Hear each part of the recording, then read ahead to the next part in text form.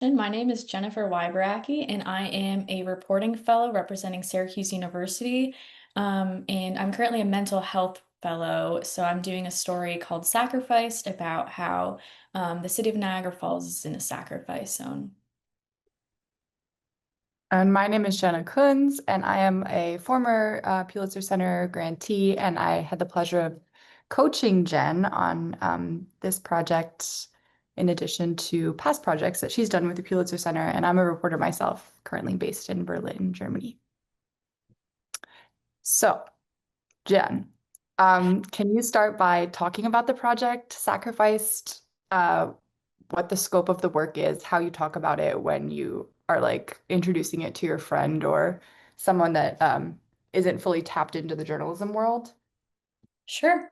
So this project was a long process of, learning and educating myself before I finally came up with the idea that ended up being this project. But basically, I grew up in Buffalo, which is only 30 minutes south of Niagara Falls, and I was very drawn to the juxtaposition of a tourism district right next door to a city that's been neglected and put at the base of this giant industrial plant. So I just started kind of reaching out to the community and reporting a story, and I've come up with the idea to showcase how being in a sacrifice zone indirectly could affect mental health of residents that live in those areas. And I wanted to make sure I did it in a way that was respectful and honest to their stories. Um, so that's a brief overview of the project. Okay, a few questions from that. One, can you start by explaining what a sacrifice zone is? Yeah, so broadly, a sacrifice zone is typically an area, generally they're minority groups that are in neighborhoods that are forced to take on a disproportionate amount of pollution and those burdens that come with industrialism. And a lot of these sacrifice zones have been set up intentionally because of, at least in Niagara Falls, I know for a fact that they're set up because of redlining practices that happened in 1950s, 60s. And that was just set up in a way of defining neighborhoods based on how safe and affordable that was. And typically, if they were more people of color in an area, those were defined as red or yellow or dangerous, and more areas populated by more white communities were green, more safer. And drawing on that is where you see these industries starting to be placed and neighborhoods built in those. So a sacrifice zone is generally stemmed from that practice. Yeah. Um, and you talk about how you grew up in Buffalo and you were aware of this region in Niagara. Like, what extent was this part of your formal education, or was it more just like driving by Niagara and seeing the disparities there? Like, how did it interface with your personal life growing up? Yeah, it honestly, the worst part is I didn't really know it was a problem until I started looking into it. Like I grew up again right 30 minutes away, and I did not know what Mhm. Love Canal was, which is this historic the sacrifice zone that started the super fund with the EPA. And I didn't know about it until I went out of my way to search for it and went to college for conservation biology. And even just like visiting, I went to the Maid of the Mist in the Niagara Falls area, which is, big tourism area. And you would just, the way that they have the highway set up, you just drive right into the tourism district, and they have it set up so it's just like three streets of parking and going to the park itself, going to the Maid of the Mist, and then you can get right back on the highway and leave. And then around 2020, my older brother started working at the state park, and he would have to drive, through the city to go to different locations in Niagara Falls. And then he started going to Niagara University. So it was kind of like through him that he Hmm. started noticing, there's high rates of homelessness. There's a lot of people that are clearly on drugs. And that was just something I didn't know until he started working there and spending a lot of time there. And then when I started going to school for journalism and got to start selecting stories of interest, this was a story that I really wanted to look into just because Hmm. there's so much that's not talked about. Yeah. Yeah, and I would venture to guess, as someone that's also from the East Coast myself and has been to Niagara Falls, that most people aren't aware of this, what's behind the curtain of Yeah. this extremely touristic area in the US and Mhm. Canada. Absolutely. Um, And my project partner, he's from Texas and he had the same thing mhm. happen, just like thinking Niagara Falls was this beautiful place. So when I pitched this Yeah, project, he was like, I'm not really sure what you mean. And then, you go there and you see it, and it's just kind of shocking that nobody talks about it. yeah, it is shocking. It's a world wonder, isn't Niagara Falls a world wonder? Yeah, I think it was at one point. I don't know if it still is, but I know it was also dubbed as the honeymoon capital of the world, and The Office Mm, did an episode there. So you don't see about the real issues in the city, but it's just yeah, swept under the rug. yeah, ironic. You also had mentioned that you were interested in doing this story in a good way, like you wanted to go about it the right way and connect with sources and have a community-based approach. How did you approach that? So the long-winded answer is basically I had an opportunity to work with a professor at Syracuse University, and he kind of was like, pitch an idea and we'll go from there. So I knew I wanted to do Niagara Falls. So my brother and I were just driving around, and I saw this woman painting the side of a building, an abandoned building. So I went up to her and just started talking to her and asking her questions about the area. And through her, I started hearing names and started reaching out to people that way. And that's how I landed on my sources for this story. And it was just one of those things. Once I had my first initial conversations, I was more interested in their story than I was reporting on this like theoretical idea of a sacrifice zone or this theoretical cause and effect. It was hearing these people, and it's a very small city, but Yeah, they're very mighty, I found, like they get a really bad reputation. And this is conversations that you and I have had about like going in with this preconceived story and forcing the yeah. narrative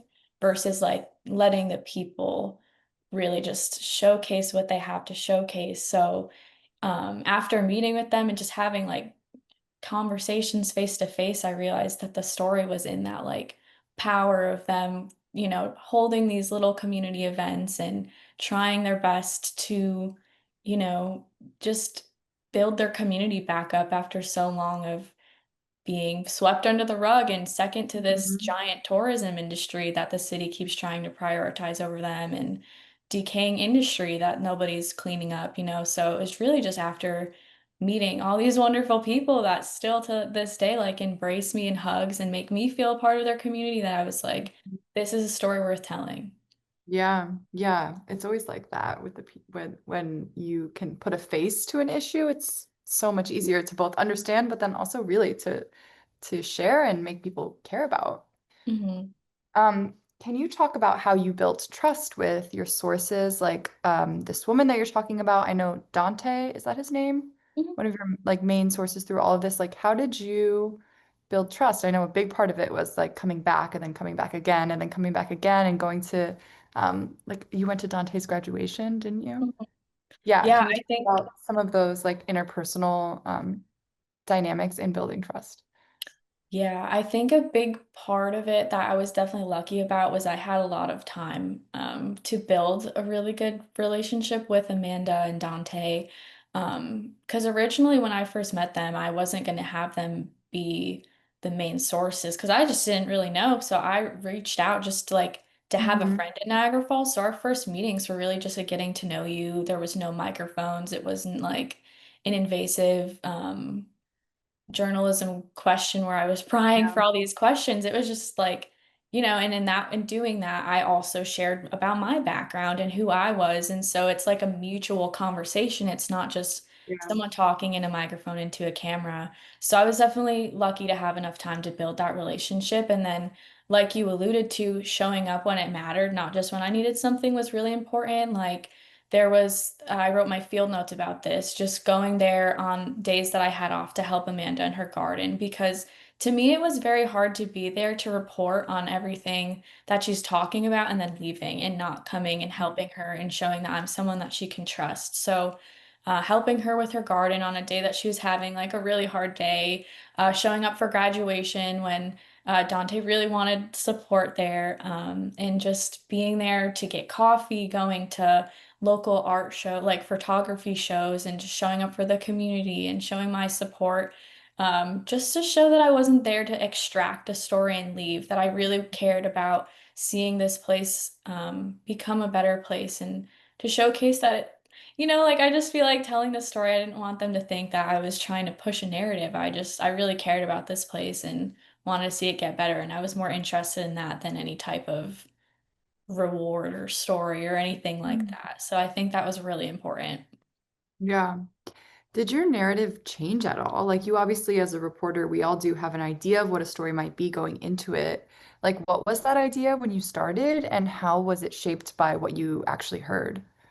Yeah, so the very first idea that I had when I came to Niagara Falls was rooted out of a TED Talk YouTube that I saw because the Yeah. TED Talk was all about this company called Covanta, which is it burns trash for energy. That's like their their company, and I knew that there was a garbage place in Niagara Falls, so that was just my weird connection. Was like, oh, I could look into that, but um, yeah, slowly after that, the more questions I asked, the more, several different angles I found that I could take. And Yeah. I had to sit down with this environmental litigator who works at Buff State. And she was the one that told me you could literally take any angle. You could take health angle, you could take pollution causing crime, which a book Mhm. just came out about that. But there were so many different angles, and I get so overwhelmed and I dive into every single Mhm. tiny little rabbit hole. So, it wasn't until again, like I found these sources and just really listened to their stories and listened to what they had to say that I decided on a final angle. And then, yeah, from there, the narrative changed too because you want to, include scientific research Yeah. to back up everything all the claims that you're making, but the one researcher that a psychologist that I interviewed kind of told me to steer away from the direct approach of air pollution directly affecting mental health and lean way more into the indirect effect because you don't really, it's so hard to like showcase what causes mental health and what doesn't. Yeah. And To in my prove it. Yeah. conversations with this psychologist, you don't really need to have um, air pollution causes it. You could just see that like growing up in a sacrifice zone, which we've defined as an area that has to disproportionately take on this burden of air pollution and environmental justice issues, you're automatically just what's the word I'm looking for? More Just susceptible?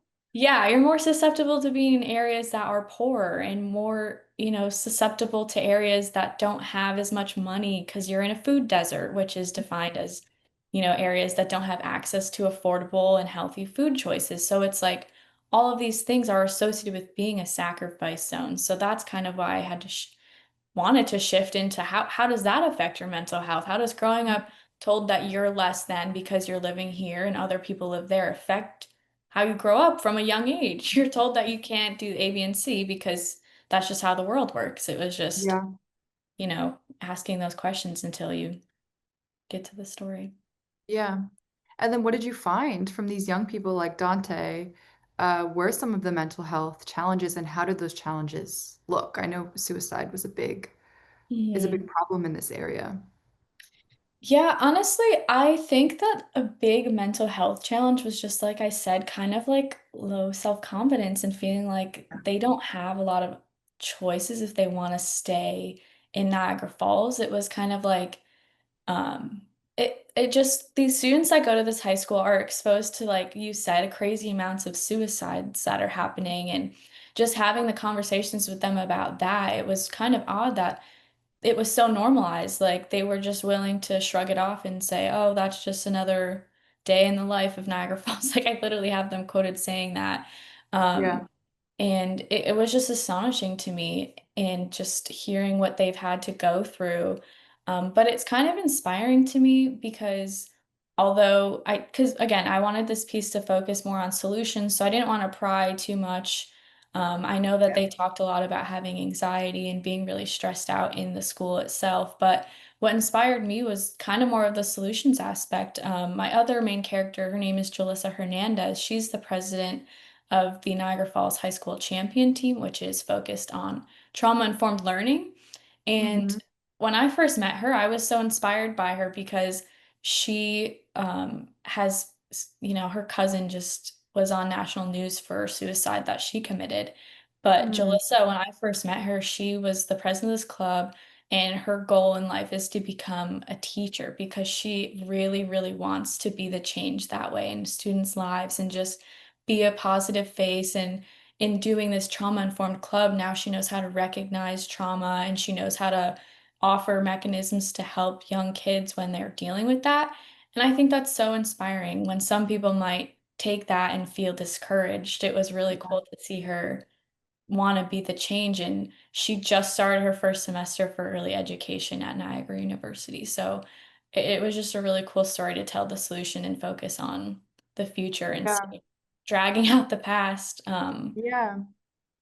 It'll be cool to keep in touch with Jalissa and see where her career leads her and what change she has over her area because it sounds like she's on the path, if not already, Yeah. achieving significant change. Can you talk more about that club and what resources they had or what plans they developed to serve their community? Yeah, so this club I found out about going to one of the Niagara Falls City Council meetings. The students were presenting all the work that they had learned, or because so this club is in collaboration with the University at Buffalo. They have a trauma-informed psychological department.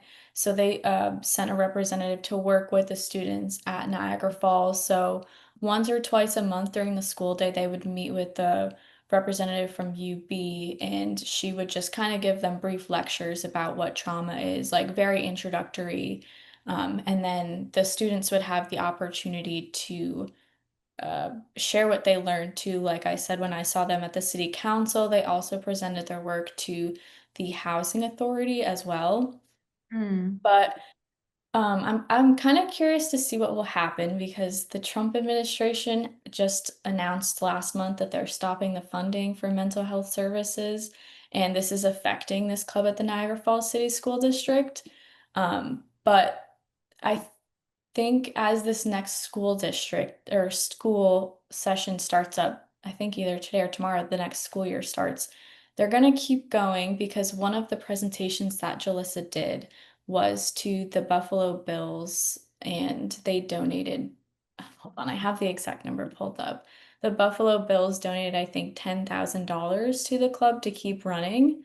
So Cool. I'm hoping that in local community support, they're able to keep that going because Yeah. we've just seen so much success with it already. So Yeah. Do they have an idea of how they plan to use that money, or it's just in operation and continued doing what they're yeah, doing? I'm not sure how they're going to allocate the money, but I'm hoping that it'll be put towards keeping that professional coming in and teaching the students how to advocate for themselves and learn more about trauma, especially in an area that needs it. I think the club was originally formed around 2020, Hmm. and it just brought together a lot of diverse students of a lot of different, you have African American students, white students, Muslim students. So I oftentimes would talk to Jalissa about it, and she said it's just really cool because these are students she wouldn't have like went out of her way to meet. And Hmm. in being a part of this club, she's been able to build community. And I've seen that that is another big part of mental health too, is losing community, I feel like is really affecting young people. Totally. And that's something that Niagara Falls lacks as well. They had a whole main strip on Main Street of stores and places for young people to go, but everything is closed. And Jalissa just kind of said there's nowhere for her and her friends to hang out. She doesn't feel safe really going into the streets with a lot of the homeless and a lot of the crime that goes on. So it's just difficult finding ways to build community. So it's good that the school is starting to provide spaces for them to do that. Yeah, yeah, it sounds necessary. What about other impacts of the Trump administration's rollback on both funding and EPA regulations? What impacts have you seen in your reporting of that in Niagara? Yeah, so so since I wanted to focus on environment and air pollution, there's been significant cutbacks. As soon as Trump got into office, he elected Lee Zeldin to be the EPA administrator, and since then he has just slashed all of the EPA's budget. He has announced a review of multiple national emission standards for hazardous waste pollutants, and basically this is just cutting back how much air pollution and air pollutants are going to be regulated by the EPA, including Mm. things like mercury and other like heavy metals in the air that have been shown time and time again to be linked with cancer and mental health issues and just a whole slew of things. So it's been difficult reporting on this as everything's changing. And I know something else that you and I talked about is I'm sure it will keep changing. So it's been tricky mentioning it, but not Yeah, diving too much into the specifics because everything is still changing and things are still yeah, being reviewed. So it's been tricky. yeah, But yeah. um, I hope it doesn't cause too much of a pushback in this. Because again, like with Love Canal, they went through this whole thing fighting for justice, and it just feels like history is repeating itself a little Mhm. bit. Yeah. I mean, yeah, it's not a stopgap for the issue, but at least it's nice to hear that there's community efforts to fill in some of the gaps of this federal funding, like in the case of the Buffalo Bills donating this great amount of money to Alyssa's club. Um,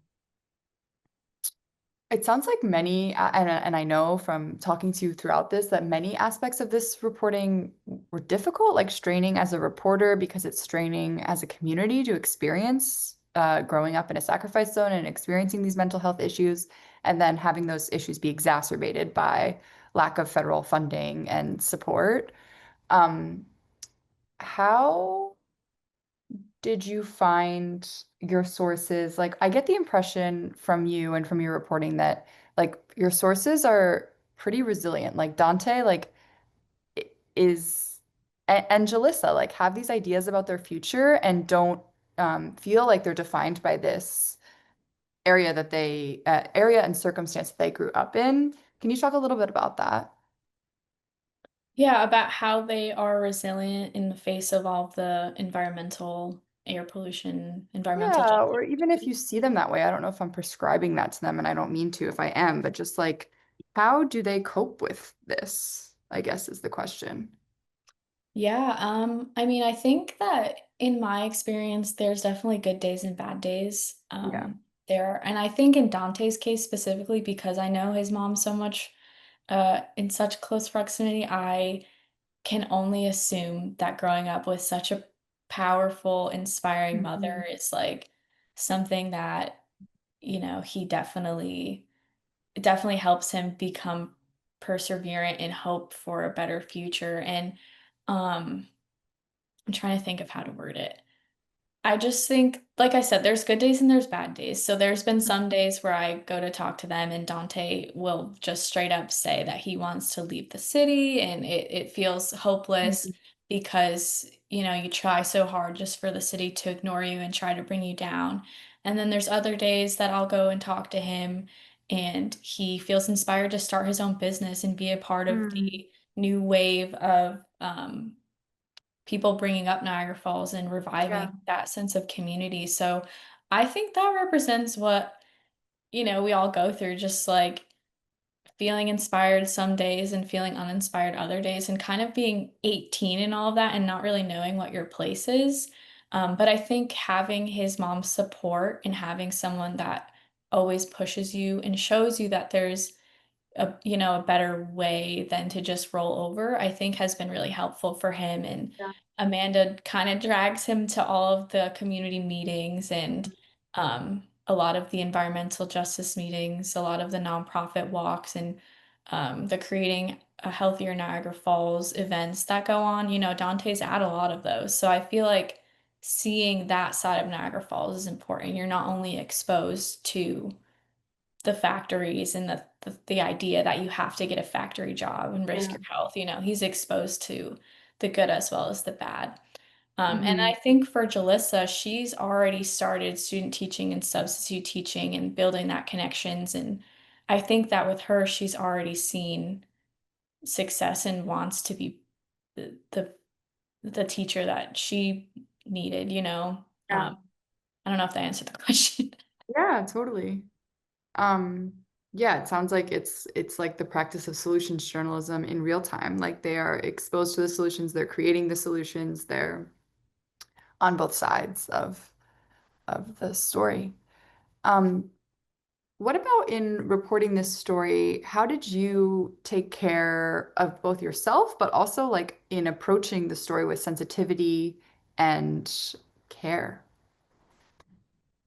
Yeah, I think approaching the story with sensitivity and care was something I was going to do regardless because, like we had already talked about, I knew the sources before they became sources. So it was always something in the back of my mind that, like, I wanted to make sure everything that I was writing about and reporting was okay and they were comfortable with everything. But honestly, right from the get-go, I feel like my sources and like they were just super excited to have their story shared because they know that there's so many other people that share that story. Hmm. And they were just excited to have someone kind of acknowledge everything that they were saying. For so many years, Amanda has been going through so much and nobody gave her the time of day. So to have a young reporter very interested in what she was saying, she was really excited to finally get her story out and to feel validated. And again, I did a lot of research before I even started asking questions. So to send her the articles I was reading and validating everything that she was saying, I think that that really reassured her that I was not just coming to like take a Yeah. story from her and twist the words that she was saying and just create some narrative. I was sending her everything and making her a very active part in what I was reporting. And then in terms of my own mental well-being while covering these topics, it was definitely very hard. There were some days that, again, good days and bad days. There were some days that Amanda was just kind of having a rough day and things come up and like she had a lot of drama going on with her landlord when I first started reporting and I was only 21. So having this woman go through real time issues and just being 21 and not really knowing how to help or how to react when someone tells you that, it was very hard. Hmm. But I think I just leaned back a lot on like my support system at Syracuse University. I had very good professors that I was able to just go into office hours and just tell them and get advice from that. So I think that that was very beneficial and just finding time for myself and trying to, Hmm. kind of decompress after hearing a lot of that. But it still is pretty hard, even talking to her now, I sometimes I just feel bad. Like I don't have the resources to help her in a way that I need, but I think knowing that she understands and she's grateful for everything that I have done helps me a lot. Yeah, yeah, that makes sense. My final question is what advice would you give to other reporters that are looking to do similarly challenging reporting about mental health in communities that are not their own?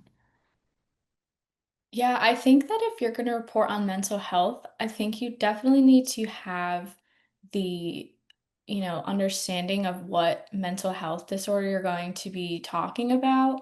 And then like I said, if you're going to start reporting on a specific source or character, you have to be very transparent and you have to let them be a part of the process if they're open to sharing a story with you because there are some times that someone might talk to you as if you were a therapist and they just start venting and sharing everything. Mm, And that is not a free space for you to write everything down, making sure you share with them what you were thinking about writing, I think is very important in having them say, okay, yeah, that makes a lot of sense. Because, maybe 2 days from now, they'll reflect and say, oh, I wish I didn't really share that. I don't want that to be public knowledge. So, I think transparency is a big thing. And then just empathy, there are some times that you just need to put your voice recorder down or the camera down and just be a human. And I think that's a huge part of reporting on this topic is just being present and kind of having the ability to know when is the right time and when is not the right time. Mhm. Well said. I just think that this is a very nuanced issue, and this is just Yeah. one teeny tiny piece of the whole story that is Niagara Falls. So, if anyone has any more follow-up like questions, definitely look into the history because it will blow your mind how much is just not talked about.